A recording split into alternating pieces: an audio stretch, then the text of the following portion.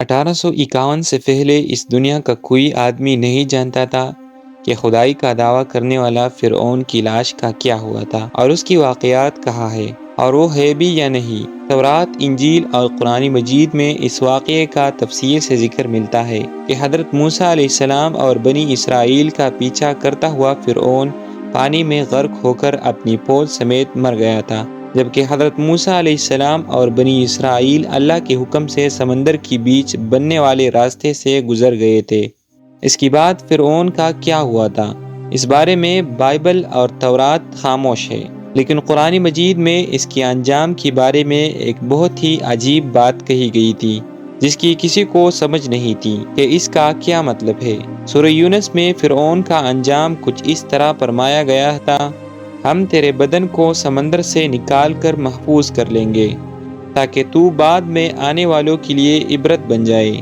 یہ واقعہ آج سے 3500 سال پہلے پیش آیا تھا۔ دراصل فرعون کی سمندر میں ڈوب کر مرنے کے بعد سمندر نے اس کی جسم کو اللہ کے حکم سے باہر پھینک دیا تھا، جبکہ باقی لشکر کا کوئی نام و نشان نہ ملا۔ مصریوں میں سے کسی شخص نے ساحل پر پڑی اس کی لاش کو پہچان کر اہل دربار کو بتایا۔ فرعون کی لاش کو محل پہنچایا گیا۔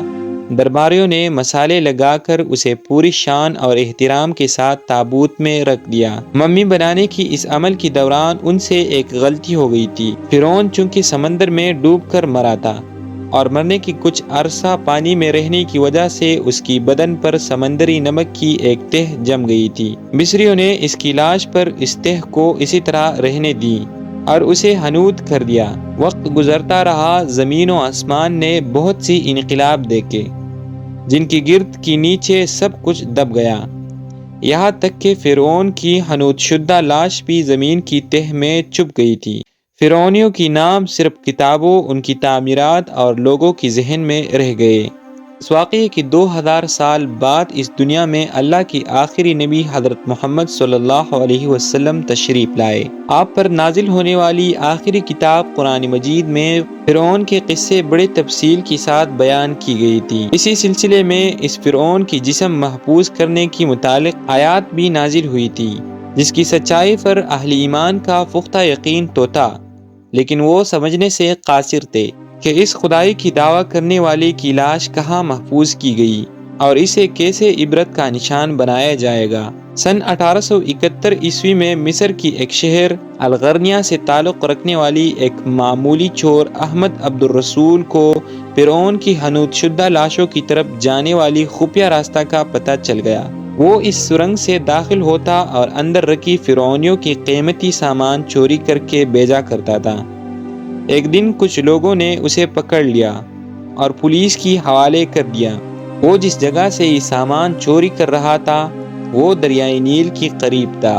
وہاں سے ملنے والی راستے کی جب مسلسل کھدائی کی گئی تو وہاں دوسرے ممیوں کے ساتھ اس غرق ہونے والی فرعون کی لاش بھی مل گئی۔ اس کی کفن پر سینے کے مقام پر اس کا نام لکھا ہوا تھا۔ ان ممیوں کو ماہرین قاہرہ لے گئے۔ جب ان ممیوں کا جائزہ لیا گیا تو فرعون کی ممی پر جمی نمک کی ٹیسٹ سے یہ تصدیق ہو گئی کہ یہ وہی فرعون ہے جسے اللہ نے پانی میں غرق کر کے بدترین انجام سے ہمکنار کیا تھا۔ یہ بہت بڑی گوشت تھی، لہٰذا دنیا بھر کی آرکیالوجسٹ اور سائنٹسٹ مصر آنے لگے۔ اس کی جانچ کرنے کے بعد دنیا بھر کی ایکسپرٹس نے یہ تصدیق کر دی کہ یہ وہی فرعون ہے جو موسیٰ علیہ السلام کی وقت موجود تھا اور خدائی کا دعوے دار تھا۔ اس کی لاش کو عجائب گھر میں محفوظ کر دیا گیا۔ 1982 میں فرعون کی ممی خراب ہونے لگی تو اس وقت کی مصری حکومت نے فرانس کی حکومت سے درخواست کی کہ فرعون کی ممی کو خراب ہونے سے بچایا جائے۔ لہٰذا مصری اور فرانسیسی سائنسدانوں نے مل کر ممی کو فرانس لے جانے کا فیصلہ کیا۔ جب فرعون کی لاش کو فرانس پہنچایا گیا تو ایئرپورٹ پر اس دور کی فرانسیسی صدر خود حکومت کی تمام عہدیداروں اور فوج کے افسروں کے ساتھ استقبال کے لیے موجود تھے۔ فرعون کا استقبال کسی عظیم زندہ بادشاہ کی طرح کیا گیا۔ فوجی دستوں نے توپوں کی سلامی دی اور پھر ممی کو ماہر ڈاکٹروں کی ٹیم کے حوالے کیا گیا۔